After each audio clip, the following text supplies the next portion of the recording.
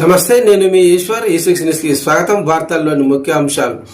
పటంచెరు మండలం పాషమలారం సిగాచి పరిశ్రమలో జరిగిన ప్రమాదంలో మృతుల గుర్తింపు ప్రక్రియ DNA పరీక్షల ద్వారా కొనసాగుతుందని కలెక్టర్ ప్రావీణ్య పేర్కొన్నారు. ఈ సందర్భంగా ఏరియా ఆసుపత్రిలోని మార్చరుని తనిఖీ చేశారు. కుటుంబ సభ్యులతో మాట్లాడారు. కొనసాగుతున్న DNA పరీక్షలకు సంబంధించిన సమాచారం కుటుంబ సభ్యులకు అందించారు.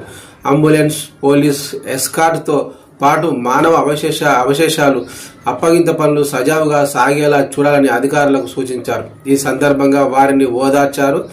బాధితులకు అన్ని విధాలుగా ప్రభుత్వం సహాయ సహకారాలు అందిస్తుందని తెలిపారు. ప్రమాదం జరిగిన సిగాచి పరిశ్రమలో రెవెన్యూ, పోలీసు, మున్సిపల్, అగ్నిమాపక శాఖ, హైడ్రా సిబ్బంది ఇంకా శిథిలాల తొలగింపు ఇతర సహాయ చర్యలు కొనసాగుతున్నట్టు కలెక్టర్ ప్రావీణ్య తెలిపారు. కాగా ఇప్పటి వరకు గుర్తించిన 42 మంది మృతుల సంబంధించిన కుటుంబ సభ్యులకు అధికారికంగా అప్పగించడం జరిగింది. ఇంకా 8 మంది గల్లంతైన వారిగా నమోదవగా వారి DNA నమూనాల కోసం ఎదురు చూస్తున్నామని తెలిపారు. ప్రమాదంలో గాయపడిన 18 మంది ఆసుపత్రుల్లో మెరుగైన చికిత్స అందిస్తున్నామని పేర్కొన్న కలెక్టర్ ప్రావీణ్య